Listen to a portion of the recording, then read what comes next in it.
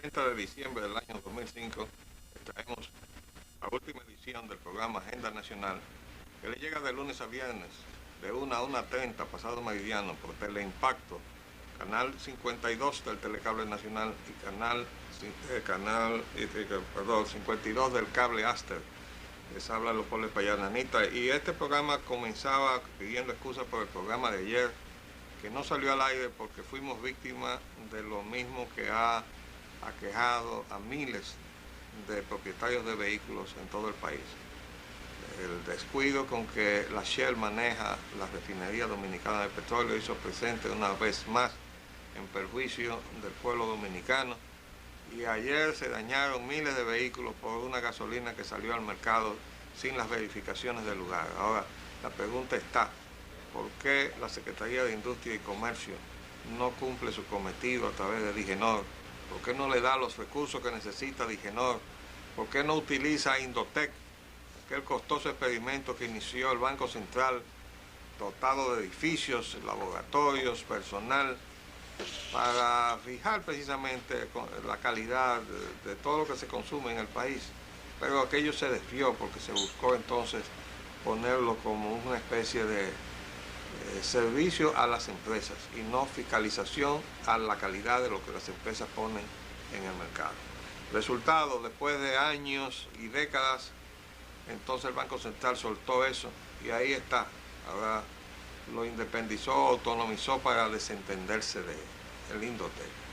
Ahora está cambiado de nombre, pero el sitio institucional correspondiente, orgánico a Indotec, debe ser precisamente dándole apoyo a Digenor, la Dirección General de Normas y Control de Calidad, que es el organismo que debe defender al consumidor dominicano, garantizando que se cumplan las especificaciones por lo menos mínimas de toda la calidad, comenzando por los comestibles, para que no haya envenenamiento por falta de control de calidad, y siguiendo con todo lo demás, como ya vimos que pasó ahora con los combustibles. Pero ¿qué pasa? Eso vamos a hablar ahorita. Al gobierno les recordamos que el país sigue apagado, y a Indotec les recordamos que tiene que fiscal a Verizon, que es buena heredera del monopolio de Codetel para abusar de los consumidores. El balance del año 2005, que ya termina en la noche de mañana, realmente nacional e internacionalmente es malo. En el plano internacional sucedieron muchísimos sucesos, valga la redundancia, de catástrofes, como el tsunami, terremotos, huracanes. En el Golfo de México se presentaron varios huracanes categoría 5, eso nunca se había visto. Pero los daños de Katrina son los que todavía se están lamentando. Anoche escuchábamos en la televisión norteamericana algo insólito: una familia desesperada porque los organismos oficiales del gobierno local, estatal y federal de Estados Unidos no le daba cuenta de su madre, que había quedado atrás ahí en Nueva Orleans. Se decidieron a ir allá y encontraron ellos el cadáver de su deudo. Eso es una cosa escandalosa. Eso implica desorden, negligencia, culpable. Ahí ha habido de todo. Y con eso es una cosa muy negra, lo de Katrina. Y lo que fue la respuesta que debió tener aquel infausto acontecimiento y que no tuvo. Entonces las consecuencias las pagó el pueblo infeliz. Todavía le está pagando. Bueno, pero nacionalmente también tenemos que decir que el 2005 uno va a tener que darse varios golpes en el pecho y decirle gracias que te vas. Vamos a ver, porque tampoco hay muchas esperanzas de cambio para el 2006, pero uno siempre recibe el año nuevo con esperanza. Entonces le deseamos a los dominicanos que sus esperanzas de que el 2006 sea mejor se materialicen, porque esos son también los deseos de quien les habla y de este programa, aunque confesamos que no vemos las señales por lo menos en la gestión pública, en lo que concierne al gobierno, de que eso puede cambiar. En el ámbito hemisférico vemos que el presidente de Guatemala dice que ese muro, que los mexicanos llaman ya muro de la vergüenza, obligaría a replantear los nexos con Estados Unidos. ¿Y ustedes saben por qué habla Guatemala? Porque por la frontera de México y Estados Unidos pasan guatemaltecos, hondureños, costarricenses, nicaragüenses y mexicanos. Es decir, que esa es la frontera para pasar a Estados Unidos. Si se la cierran a los mexicanos, se la están cerrando al Centroamérica entera. Y ahora estamos precisamente en la víspera de la entrada de algo que no debería entrar nunca, que es el CAFTA-SRD, Tratado de Libre Comercio con Centroamérica y República Dominicana, para el cual no está preparado nadie, y la prueba es que después de nosotros desgallitarnos aquí diciendo, señores, eso es un atentado contra lo que nos queda del aparato productivo nacional, después que se le ha maltratado de todas las formas habidas y por haber, porque la prioridad es dejar entrar los productos que vienen de fuera, sobre todo si vienen de los países desarrollados, que vienen subsidiados, tienen sus mercados protegidos, pero vienen a los mercados de las industrias nuestras, que nosotros les desprotegemos para que entren en su competencia. Así no se puede desarrollar ningún país. La consecuencia final, desempleo masivo, que es lo que está pasando en Estados Unidos, porque no crean que no le han aplicado su propia medicina a la economía norteamericana. Y ahí está, en plena Navidad, la General Motors, la Ford Motors Company, las principales empresas automotrices de los Estados Unidos, cerrando plantas y despidiendo miles de empleados a la calle. Entonces, hay que revisar lo que se viene haciendo, porque todos estamos pagando las consecuencias. De todas maneras, hay siempre los que estamos en la parte más estrecha del embudo y pagamos las consecuencias a un precio mucho más alto.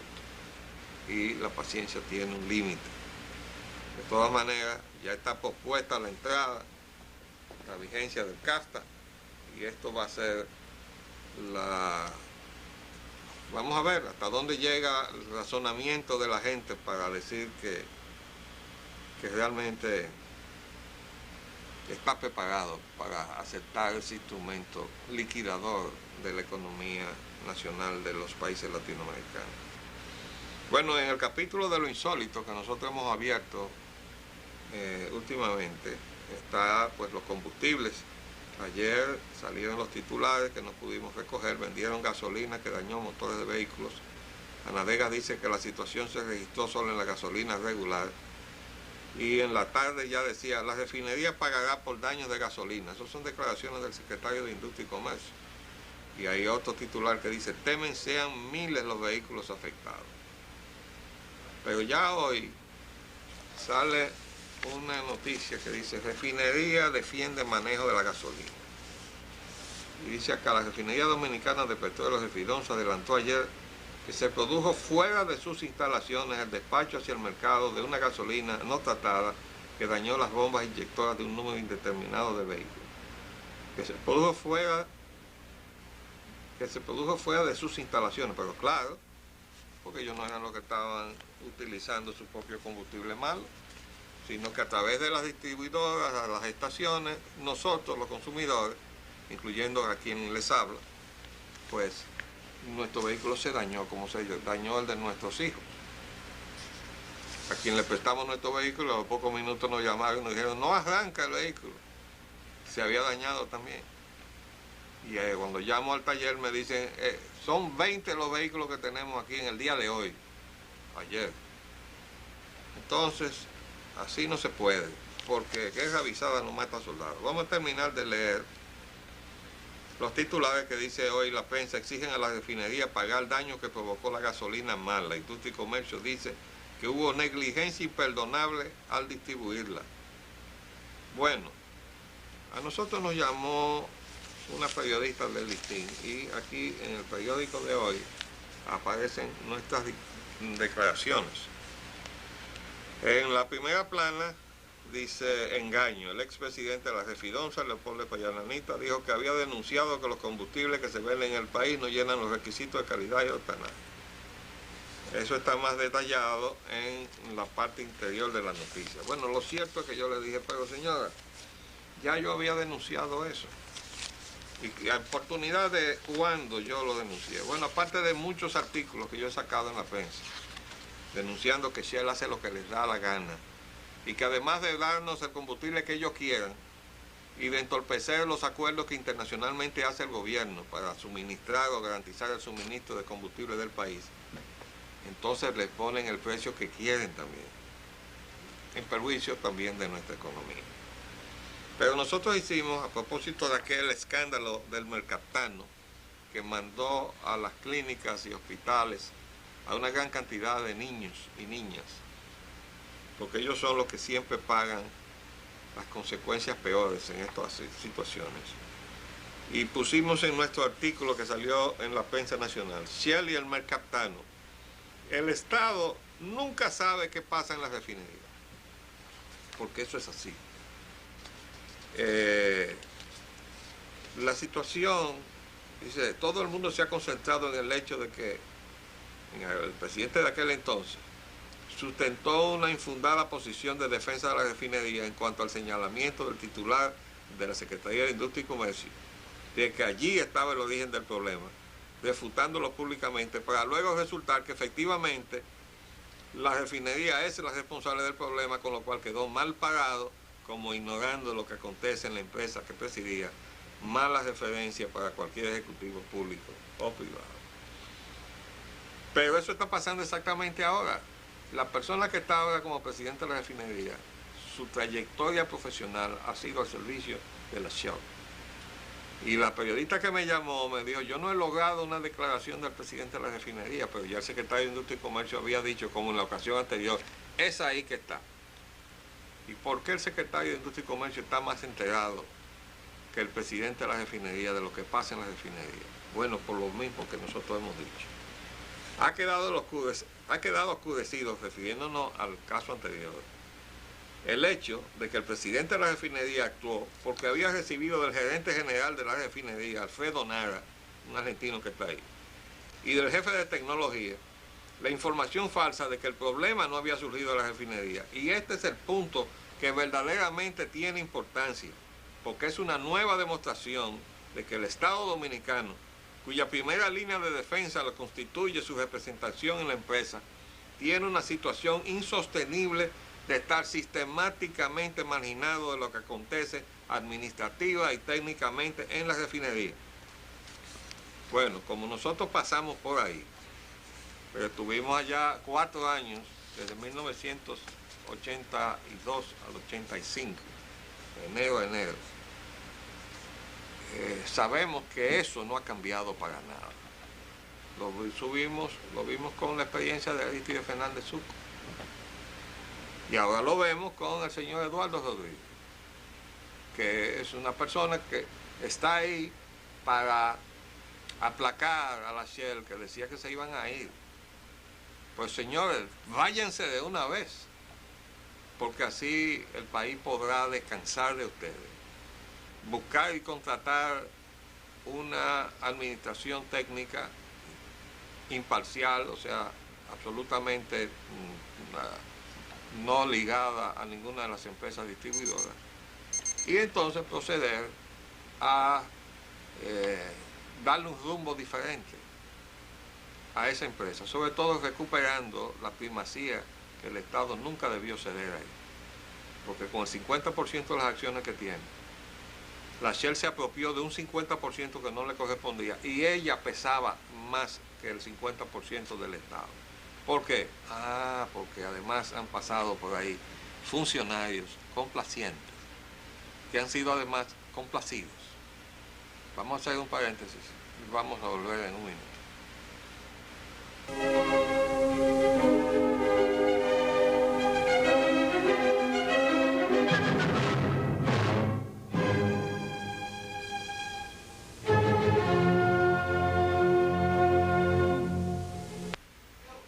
Pues bien, habíamos olvidado pedir excusa por el retraso que hoy tenemos para despedir el año, que ya no es sino consecuencia de un problema técnico aquí en la planta. y obligó a que el programa saliera media hora más tarde. Pues volviendo a la situación de las refinerías, la Shell y el Estado Dominicano y los consumidores dominicanos, la situación imperante no puede continuar, porque demuestra que el Estado, el gobierno, que es muy valiente para hacer ese desastre que se llama el metro, entrando en contradicción con todo el ordenamiento legal del país. Y eso solamente se hace porque el que está ahí al frente del metro, que tiene el respaldo del presidente de la República. El presidente Leonel Fernández no se puede lavar las manos y decir que eso es una cosa o un invento de un loco que él tiene en su gabinete que se llama Diandino Peña. Diandino Peña está actuando como está actuando después de haber dicho que él pertenecía a la escuela de Balaguer para explicarle a los periodistas que lo estaban cuestionando que Balaguer no le hacía caso a nadie y que él tampoco. Bueno, pero el que no le hace caso a nadie no es Diandino, es el presidente Leonel Fernández, que debía haber destituido a Diandino Peña hace tiempo, porque todas las iniciativas de ese funcionario van encaminadas a un dispendio de recursos del Estado. Y si no, ahí tenemos todos esos elevados que se construyeron en la gestión de él anterior como secretario de Obras Públicas. Ahí tiene usted tapones a todas horas. En las horas pico usted tiene los tapones que antes se producían en la superficie, ahora se producen en los túneles y en los elevados. Entonces, ¿qué fue lo que resolvieron con eso? Gastar muchísimo dinero, que desde luego fue a beneficiar a 2 o 3 empresas, de las que sistemáticamente se le dan todos los trabajos, como una empresa apellido Modesto, que todo lo que se hace va a pagar a esa empresa Modesto y compañía. Pero el presidente tiene en su escritorio un decreto que no acaba de salir, supuestamente para prohibir los grados a grado. Bueno, presidente, lamento decirle que ya nadie se traga el cuento de que se quiere detener el grado a grado. Porque si eso fuera verdad, usted hubiera firmado ese decreto hace tiempo. Porque se supone que ese decreto es para esperar a que salga del Congreso Nacional la ley que definitivamente debería ponerle coto a ese instrumento de la corrupción. Pero el decreto no se firma. Y no me diga que se le acabó la tinta o que no había, qué sé yo, con cómo materializar la implementación de ese decreto, porque está sobre su despacho, esperando solamente que usted lo firme, presidente. Si usted no lo firma, le está diciendo al país que usted está de acuerdo con esa práctica corrupta del otorgamiento de obras del Estado, obras de construcción del Estado, grado a grado, como instrumento de política y de enriquecimiento ilícito de funcionarios y de contratistas allegados al gobierno. Esa es la realidad. Ahora usted tiene en la mano, como dice el refrán, en buenas manos está el pandero. Usted se puede quitar ese San Benito de arriba. ¿Cómo? Usted firma ese decreto, destituye a Diandino Peña, destituye a todo el que usted vea dando contratos grado a grado, o dilapidando en una forma irracional los recursos que magramente llegan de los bolsillos de los dominicanos, porque de aquí es que salen. Y lo van a dilapidar en todas esas locuras. Bueno, eso es democracia, eso no lo es. Entonces nosotros tenemos, los dominicanos, que hacer funcionar la democracia, diciéndole al presidente Leonel Fernández: presidente, detenga a Diandino Peña. Deténgalo, porque es la mano suya la que lo mantiene funcionando. Y está bueno ya porque se gastaron 1.700 millones en el aeropuerto de la Isabela y ahí está tirado el invento ese de Diandino Peña en la gestión anterior, que se pasó por encima de la decisión que había tomado el órgano que en aquel momento tenía jurisdicción legal sobre todo el Distrito Nacional, que era el ayuntamiento del distrito, antes de que Tirso Mejía Ricalde del CONARE dividiera, desarticulara todo lo que es la capital y su entorno metropolitano en todas estas jurisdicciones autónomas, donde ahora cada uno tiene una voz que es independiente y todos están de acuerdo con que se emprenda ese metro que Diandino está ejecutando ya, rompiendo el Centro Olímpico, el Teatro Nacional, toda la avenida Máximo Gómez, lo que le falta cuando decida arrancar hacia el sur hasta llegar a la ciudad universitaria. Ustedes van a ver lo que va a representar eso. Desde luego, la primera consecuencia es que el gobierno perderá de calle las elecciones congresionales. Y los otros no es que la van a ganar, sino que el gobierno la va a perder. Entonces, esto realmente es una situación que el país tiene que superar. Y solamente la voluntad de los dominicanos puede ponerle fin a este tráfago de obras en la isla artificial. Y ahora hay una cosa ahí que es una estafa, que se llama la remodelación del puerto. ¿Y por qué decimos que es una estafa? Bueno, porque si usted toma la evaluación que se ha hecho de los 500.000 metros cuadrados propiedad del Estado, lo primero que usted encuentra es que eso está valorado aproximadamente a la mitad de su valor. ¿Y qué significa eso? Bueno, porque las obras con que se piensa pagar esos terrenos también son menores en su magnitud, porque el valor que tiene que pagar es menor, en la mitad. Pero la cosa va más lejos. En la lista de las obras, con excepción de los nuevos edificios e instalaciones de la Marina de Guerra, porque la van a desplazar a la Jefatura de Estado Mayor y a la Escuela Naval también, a un nuevo sitio, no sabemos cuál es todavía. Y eso hay que gastarse una millonada en eso nada más. Bueno, pero aparte de esas obras en particular, el resto de las instalaciones que se enumeran ahí, comenzando por el dragado, y las obras que se enumeran como pago en compensación al Estado Dominicano, son las mismas obras que los promotores geniales del proyecto, de esa estafa al país, tenían que hacer de todas maneras para llevar adelante su proyecto. Quiere decir que el Estado está recibiendo como de interés público lo que son de interés particular de los promotores y de su proyecto, con lo cual le está entregando gratis el terreno y subvaluado, lo que quiere decir también que la diferencia de evaluación de su valor real de mercado con el que quieren pagar estos señores paga con creces también las instalaciones de la Marina de Guerra y deja algo más también para las repartideras. Eso tiene que ser detenido, sencillamente porque se está repitiendo el apoderamiento ilegítimo, ilícito, fraudulento del servicio de electricidad del país, hecho en la gestión anterior del presidente Leonel Fernández, y que comenzó por subvaluar los activos de la CDE y terminaron con que los aportes de recursos frescos, como le llaman los poetas de los organismos internacionales, no entraron nunca al país, porque si llegaban en masa, como se decía, podían trastocar la macroeconomía. ¿Qué querían decir con eso? Que se iba a reevaluar el peso dominicano, pero eso no se puede hacer. Devaluarlo sí, o sea, quitarle valor, pero devolverle valor no, eso es peligroso. Para evitar eso, entonces vamos a traerlos poquito a poquito, mientras tanto los vamos a poner en unos bancos de ultramar, que llaman en inglés bancos offshore, y entonces eso vendrá entrando poco a poco a la economía nacional. Pero resulta que esos fondos desaparecieron de esos bancos de ultramar, así como ustedes lo oyen.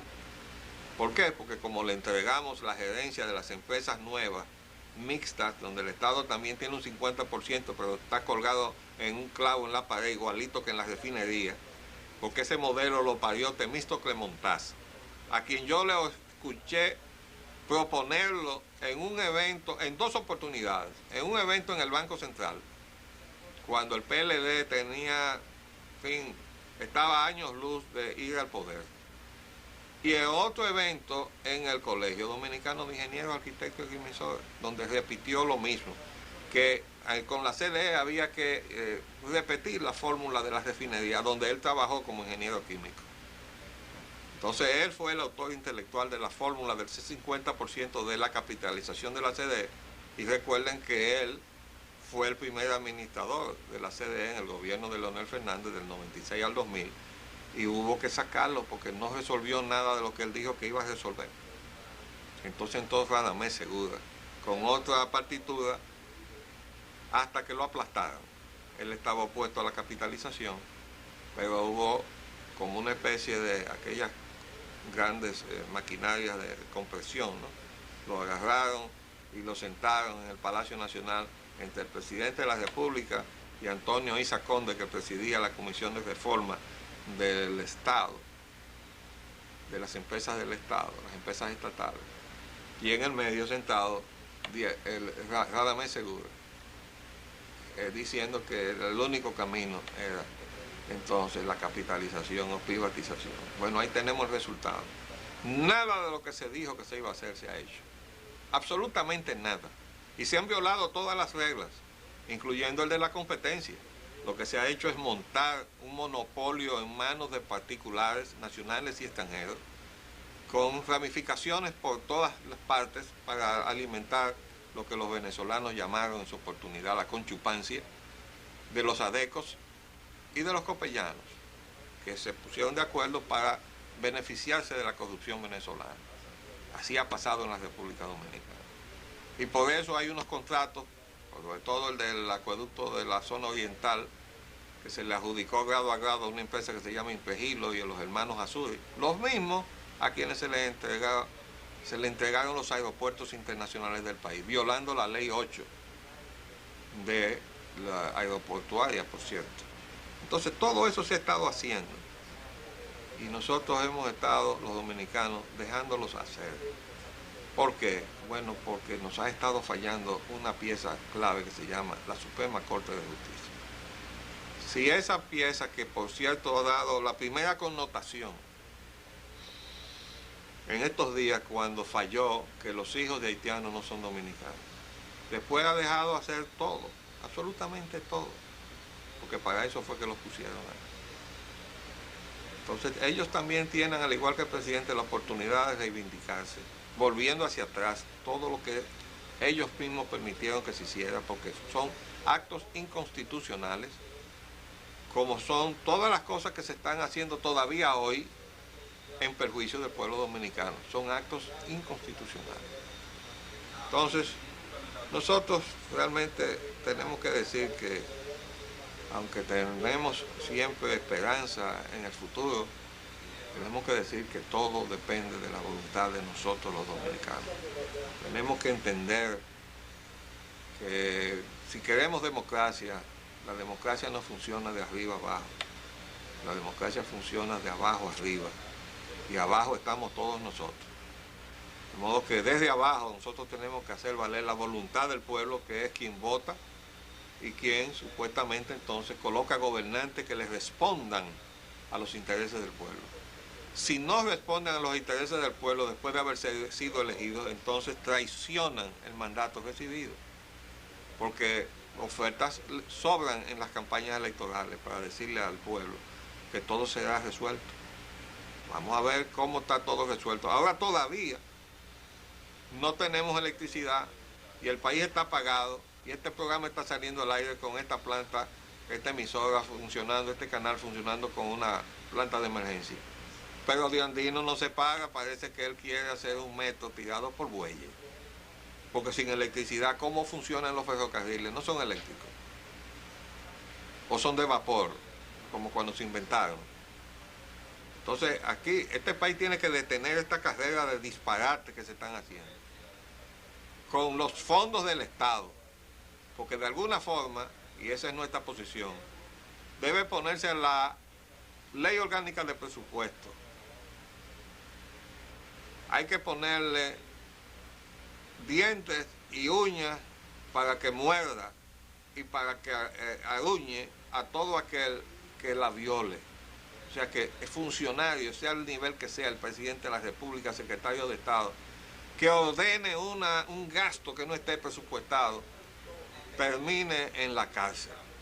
Cuando eso esté dicho en la ley orgánica de presupuesto, ustedes van a ver que vamos a tener un poco de orden en esta fiesta manirrota que se llama el ejercicio del poder en la República Dominicana. Entonces nos acabó el tiempo por hoy y por este año también.